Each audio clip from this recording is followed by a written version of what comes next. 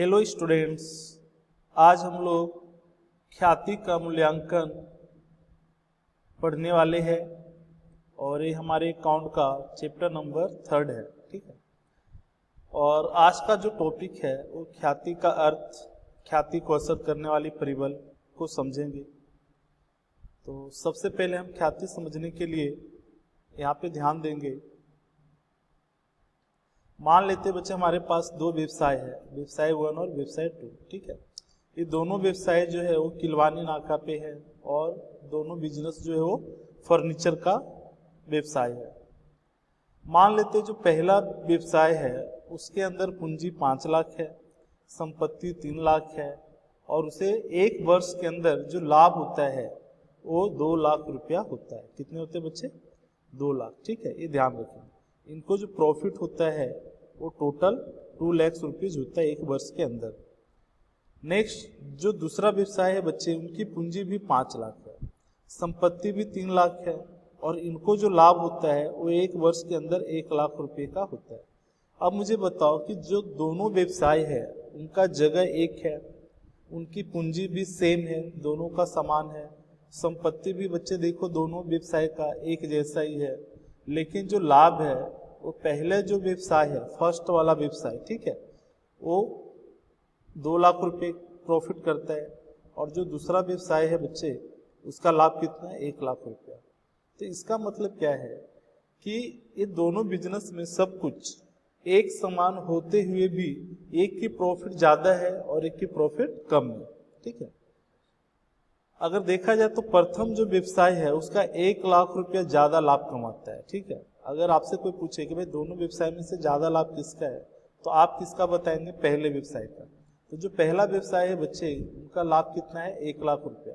अब यहाँ पे जो 1 लाख रुपया जिसके भी कारण व्यवसाय ज्यादा लाभ कमाता है उसको हम क्या बोलेंगे? ख्याति बोलते हैं। एक चीज याद रखें, अगर एक व्यवसाय दूसरे व्यवसाय की अपेक्षा अगर लाभ ज्यादा कमाता है तो 1 लाख ज्यादा कमाने के पीछे कुछ तो कारण होगा, उसी चीज को हम क्या बोलते हैं? ख्याति।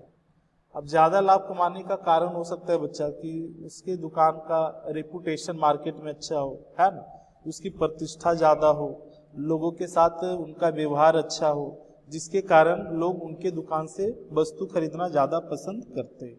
ठीक है, तो अगर कोई व्यवसाय ज्यादा लाभ कमा रहा है तो जिसके कारण भी जो ज्यादा लाभ कमाता है बच्चे उसको हम क्या बोलते हैं? ख्याति बोलेंगे। ठीक है, नेक्स्ट आता है ख्याति का अर्थ। यहाँ पे लिखा है कि ख्याति जो होता है वो धंधा का प्रतिष्ठा मूल्य दर्शाने वाली अदृश्य संपत्ति को क्या बोलते हैं? हम ख्याति बोलते हैं।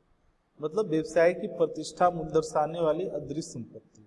अदृश्य इसलिए होता है क्योंकि दिखाई देता नहीं। ठीक है, और सेकेंड जो है कि अपेक्षित लाभ से अधिक लाभ कमाने की धंधा की प्रतिष्ठा के मूल्य को ख्याति के रूप में जानते हैं। ठीक है, अगर आपसे एक मार्क्स में अगर परिभाषा आता है कि ख्याति किसे कहते हैं तो आप क्या बताएंगे? कि ख्याति व्यवसाय की प्रतिष्ठा मूल्य दर्शाने वाली अदृश्य संपत्ति है ना? या फिर ऐसा बोल सकते हैं कि अपेक्षित लाभ से अधिक लाभ कमाने की धंधा की प्रतिष्ठा के मूल्य को क्या बोलते हैं? ख्याति के रूप में पहचानते हैं। कहने का मतलब ये है कि अगर अपेक्षित लाभ का मतलब होता है बच्चे कि हम जितना अपेक्षा रखते हैं कि भाई हमें 1 लाख रुपया प्रॉफिट होगा, लेकिन अगर व्यवसाय को 1.5 लाख रुपए का प्रॉफिट हो जाए या 1,50,000 रुपये का प्रॉफिट हो जाए तो जो 50,000 अधिक लाभ कमाया है वही धंधा की प्रतिष्ठा का मूल्य कहलाता है। ठीक है, और उसी को हम ख्याति के रूप में जानते हैं। जो पीढ़ी अपनी प्रतिष्ठा विशेष प्रकार के स्थिर ग्राहक वर्ग और अन्य कारणों से समान पीढ़ी की अपेक्षा अधिक लाभ कमाने की क्षमता रखती है वह पीढ़ी ख्याति रखती है, ऐसा कह सकते हैं। ठीक है, अब एग्जाम में ऐसा आ सकता है कि बताओ कौन सी पीढ़ी ख्याति रखती है, तो आप बता सकते हैं कि जो पीढ़ी अपनी प्रतिष्ठा विशेष प्रकार के स्थिर ग्राहक वर्ग है ना। स्थिर ग्राहक का मतलब होता है बच्चे कि उनके जो कस्टमर है उसी दुकान में से जाकर कुछ ना कुछ खरीदते हैं, किसी दूसरे के दुकान में जा नहीं सकते, है ना, मतलब स्थिर होते हैं। ठीक है, और अन्य कारण भी हो सकते हैं ख्याति का, है ना, जिसके कारण क्या होता है वो लोग अधिक लाभ कमाते हैं। और जो अधिक लाभ कमाते हैं वह पीढ़ी क्या करती है बच्चे, ख्याति रखती है। तो जो भी बिजनेस का आपको दिखता है कि प्रॉफिट ज्यादा है, तो आप समझ जाओ कि वो बिजनेस का क्या है, ख्याति है। ठीक है। फिर नीचे लिखा है कि ख्याति के मूल का आधार। अब आपसे पूछ सकते हैं कि बताओ ख्याति के मूल का जो आधार है वो किस पे निर्धारित करता है, तो आपका आंसर होना चाहिए पीढ़ी की लाभ कमाने की क्षमता पर निर्भर करती है। कई बार एमसीक्यू में या 1 मार्क्स में पूछते हैं कि ख्याति का जो मूल का आधार है वो किस पे निर्भर है, तो आप बताएंगे कि पीढ़ी की लाभ कमाने की क्षमता पर निर्भर है। ठीक है। हानि हो तो उस धंधा की ख्याति का अस्तित्व नहीं होता है। सही बात है। अगर कोई व्यवसाय में हानि हो, तो अगर हानि होगा तो उस बिजनेस में ख्याति का अस्तित्व नहीं होता है। ठीक है। और जो ख्याति होता है बच्चे, उसको पक्की तलपट में संपत्ति लेना पक्ष में बिन चालू संपत्ति के शीर्षक के अंतर्गत अदृश्य संपत्ति के रूप में दर्शाते हैं। ये भी इंपॉर्टेंट क्वेश्चन, यहाँ से भी एमसीक्यू पूछ सकते हैं कि ख्याति पक्की तलपट में कहाँ दर्शाया जाता है, तो आप बताएंगे ख्याति को पक्की तलपट में संपत्ति लेना पक्ष में बिन चालू संपत्ति के शीर्षक के अंतर्गत अदृश्य संपत्ति के रूप में दर्शाते हैं। यानी संपत्ति लेना में क्या आता है, बिन चालू संपत्ति। ये जो बिन चालू संपत्ति होता है इसी को हम स्थिर संपत्ति भी कहते हैं। ठीक है। आपसे अगर कोई पूछे कि बिन चालू संपत्ति का दूसरा नाम क्या है, तो स्थिर संपत्ति। और स्थिर संपत्ति का 2 वर्गीकरण होता है, दृश्य और अदृश्य। दृश्य का मतलब होता है कि जिसको हम देख सकते हैं, छू सकते हैं, उसको क्या बोलते हैं, दृश्य संपत्ति, जैसे जमीन, मकान, यंत्र, फर्नीचर। और अदृश्य संपत्ति होता है बच्चे कि जिसको हम देख और छू नहीं सकते, उसको हम अदृश्य संपत्ति बोलते हैं, जैसे ख्याति, पेटेंट, कॉपीराइट, ट्रेडमार्क। ठीक है। अभी आता है कि ख्याति के मूल्यांकन को प्रभावित करने वाले परिबल। कुछ फैक्टर ऐसे होते हैं, है ना, कुछ तत्व ऐसे होते हैं जो ख्याति के मूल को क्या करते हैं, प्रभावित करते हैं। या तो ख्याति के मूल को बढ़ा भी सकते हैं और ख्याति के मूल को घटा भी सकते हैं। तो उसमें से हम देखेंगे कि सबसे पहला जो है धंधा का स्वरूप। ठीक है। धंधा का स्वरूप, इसमें लिखा है कि जिस पीढ़ी द्वारा अपेक्षित लाभ की अपेक्षा अधिक लाभ कमाने की शक्ति अधिक मूल्य वृद्धि वाली वस्तु के उत्पादन के कारण हो, तो स्थिर बिक्री में अधिक लाभ का योगदान रखने के कारण अथवा अन्य कोई कारण से अधिक लाभ हो, तो वहां ख्याति का अस्तित्व होता है। मतलब धंधे का स्वरूप में क्या होता है कि जो व्यवसाय है उसके अलग अलग स्वरूप होते हैं, जैसे आपको पता होगा, है ना। अगर हम बिजनेस करते हैं तो हमारे बिजनेस के भी प्रकार होते हैं, है ना। कुछ बिजनेस ऐसे होते हैं जो अधिक लाभ कमाने की शक्ति रखते हैं, कुछ बिजनेस ऐसे होते हैं जो अधिक मूल्य वृद्धि वाली वस्तु के उत्पादन होते हैं, उत्पादन के कारण उनका क्या होता है, ख्याति बढ़ सकता है। फिर स्थिर बिक्री में अधिक लाभ का योगदान रखने के कारण। तो ये सारे ऐसे कारण हैं जो धंधा के स्वरूप को निर्धारित करता है।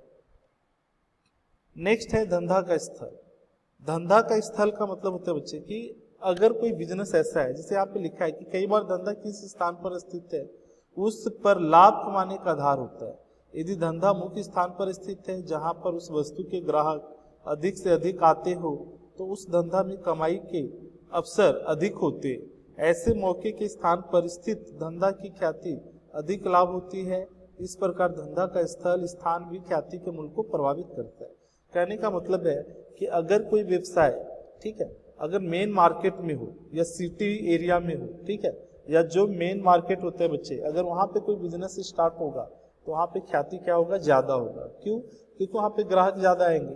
लेकिन उसी बिजनेस को अगर मैं किसी दूर दराज एरिया में जाकर स्टार्ट कर दूं, है ना, तो वहां पे क्या होंगे, ख्याति कम होगा, क्योंकि वहां पे कस्टमर कम आएंगे। तो जो व्यवसाय होता है वो हमको ये देखना है कि जो व्यवसाय स्टार्ट करना है बच्चे, तो उसका स्थान प्रॉपर होना चाहिए। ऐसी जगह पे होना चाहिए जहां पे कस्टमर चारों तरफ से आए, ज्यादा कस्टमर आए। ठीक है। नेक्स्ट है धंधा के वर्ष। धंधा के वर्ष में क्या होता है कि समान रूप से धंधा जितना पुराना होता है उसकी प्रतिष्ठा उतनी ही बाजार में अधिक होती है। बिल्कुल सही बात है। जो बिजनेस ज्यादा पुराना होगा बच्चे, उसकी प्रतिष्ठा भी उतना ज्यादा होता है। क्यों होता है? क्योंकि बहुत सारे ग्राहक उससे क्या होते हैं, परिचित होते हैं। अगर मान लीजिए एक नया दुकान खुलेगा तो उनके पास जो कस्टमर है वो कम होंगे, क्योंकि बहुत सारे लोग जानते भी नहीं है। लेकिन एक नया अगर दुकान है उसमें कस्टमर तो कम होंगे, लेकिन अगर एक पुराना दुकान आप कहीं पर देखें जो 10 साल 15 साल से चलते आ रहा है, तो उनकी गुडविल बहुत ज्यादा होती है। ठीक है। तो धंधा के वर्ष में इतना बताना है कि जो बिजनेस ज़्यादा पुराना होगा उसकी ख्याति ज़्यादा होती है, क्योंकि वहाँ पे बहुत सारे ग्राहक उससे परिचित होते हैं। अगर नया बिजनेस होगा तो वहाँ पे ख्याति क्या होते हैं बच्चे, कम होते हैं। ठीक है, नेक्स्ट है बाजार की स्थिति। बाजार की स्थिति में क्या होता है कि बाजार में अगर एकाधिकार हो, मतलब एक ही व्यक्ति उस वस्तु का उत्पादन करता हो, ठीक है, या अथवा मर्यादित प्रतिस्पर्धा हो, मतलब वहाँ पे कंपटीशन बहुत ही कम हो, तो ऐसे धंधा में लाभ क्या होता है बच्चे, अधिक होता है। क्योंकि एक ही व्यक्ति अगर किसी वस्तु का उत्पादन करता है तो ये तो सीधी सी बात है कि वहाँ पे उनका लाभ ज्यादा होगा। ठीक है, तो बाजार की स्थिति में ध्यान में रखना है कि एकाधिकार वाला अगर व्यवसाय है तो उसमें ख्याति ज्यादा होगा, लेकिन ऐसे बिजनेस जहाँ पे एकाधिकार ना हो तो उनकी ख्याति क्या होती है, कम होती है। नेक्स्ट है संचालकों की कार्यक्षमता। कार्यक्षम संचालन के कारण पीढ़ी की उत्पादकता में क्या होती है, वृद्धि होती है और लागत घटती है, जिसके कारण धंधा का लाभ क्या होता है, बढ़ता है, और जो ख्याति की मूल वृद्धि का कारण बनता है। कहने का मतलब है कि अगर आपके फैक्ट्री के अंदर अगर कार्यक्षमता यानी कार्यक्षम संचालन या बहुत ही एक अच्छा संचालक है जो वस्तु का उत्पादन भी वृद्धि करता है और साथ साथ में उसका प्राइस भी कम होता है, तो ऐसे सिचुएशन में क्या होता है कि जो व्यवसाय का लाभ होगा वो ऑटोमेटिक बढ़ जाएगा। क्योंकि कोई वस्तु अगर सस्ते में बनता है बच्चे, है ना, अगर कोई वस्तु ऐसा है जो कम दाम में उत्पादन हो रहा है, ठीक है, तो उससे क्या होता है कि लोग ज़्यादा खरीदेंगे, क्योंकि अगर प्रोडक्ट सस्ता मिलेगा तो हर कोई खरीदना पसंद करेगा। लेकिन उसी चीज़ का अगर उत्पादन का जो कॉस्ट है, उत्पादन का जो खर्चा है, अगर वो ज़्यादा होगा तो वस्तु की कीमत भी तो ज़्यादा होगी। जब वस्तु की कीमत ज़्यादा होगी तो लोग खरीदेंगे भी कम। ठीक है, तो संचालकों की कार्य क्षमता पर डिपेंड करता है कि लागत वो कितना घटा सकता है और उत्पादन में कितना वृद्धि कर सकता है। उसके बाद है अनविशेष लाभ। अनविशेष लाभ में क्या है कि जिस पीढ़ी के पास कोई विशेष प्रकार का लाभ हो और जिसके कारण उसकी लाभ कमाने की क्षमता अधिक हो, तब भी ख्याति अस्तित्व में आती है, ऐसा कर सकते हैं।